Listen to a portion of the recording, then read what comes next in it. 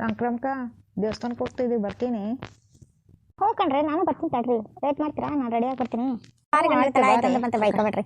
ನಾವು ವೇಟ್ ಮಾಡ್ತೀವಿ. ಏನು ಸಡನ್ ಆಗಿ ಏನು ಪ್ಲಾನು? ಏನಿಲ್ಲ, ಶೋಭಕ್ಕ ಏನೋ ಅರ್ಕೆ ತಗೊಂಡಿತ್ತು, ಅದಕ್ಕಾಗಿ ದೇವಸ್ಥಾನಕ್ಕೆ ಹೋಗ್ತಿದ್ವಿ. ಏನಂತ ಶೋಭಕ್ಕ, ಏನಂತ ಅರ್ಕೆ ಕಟ್ಕೊಂಡಿದ್ದಿ? ಮಗನ ಕೆಲಸ ಸಿಕ್ಕರೆ ನಾನು ನಿನ್ನ ಗುಡಿ ಬರ್ತೀನಪ್ಪ, ಕೈತಲು ಮಾಡಿಸ್ತೀನಿ ಅಂತ ಹೇಳಿದ್ದೆ. ಏನೋ ಅವನಿಗೆ ಅಪರೂಪಕ್ಕೆ ಕೆಲಸ ಸಿಕ್ತು, ಅದೇ ಖುಷಿಗೆ ನಾನು ಇವಾಗ ಅದೇ ಅರ್ಕೆ ತಿರ್ಸ್ತಾ ಇದ್ದೀನಿ.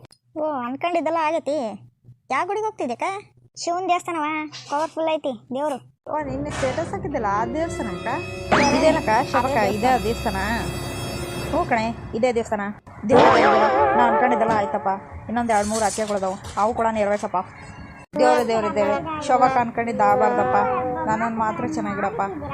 ಯಾಕಂದ್ರೆ ನನಗೂ ನನ್ನ ಮಕ್ಕಳನ್ನು ಎಲ್ಲರೂ ಚೆನ್ನಾಗಿಡಪ್ಪ. ದೇವಿ, ಈ ಮೂವರ ಮಾತುಗಳನ್ನು ಆಲಿಸಿದೆ.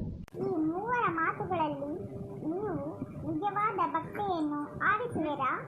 ಈ ಮೂವರ ಭಕ್ತಿಯಲ್ಲಿ ನನ್ನ ನಿಜವಾದ ಭಕ್ತಿ ಸಂಭ್ರಮ. ಯಾಕೆ ಪತಿದೇವ ಅವರು ನಿಮ್ಮ ಆಯ್ಕೆಯಲ್ಲಿದ್ದಾರೆ? ಸಂಭ್ರಮ ಎಲ್ಲರ ಒಳಿತಿಗಾಗಿ ಆಲೋಚಿಸುವವರು, ಆದರೆ ಇವರಿಬ್ಬರು ತಮ್ಮ ಸ್ವಾರ್ಥಕ್ಕಾಗಿ ಬೇರೆಯವರಿಗೆ ಕೆಡುಕನ್ನೇ ಬಯಸುವರು. ಅದಕ್ಕೆ ಆಗ ಪತಿದೇವ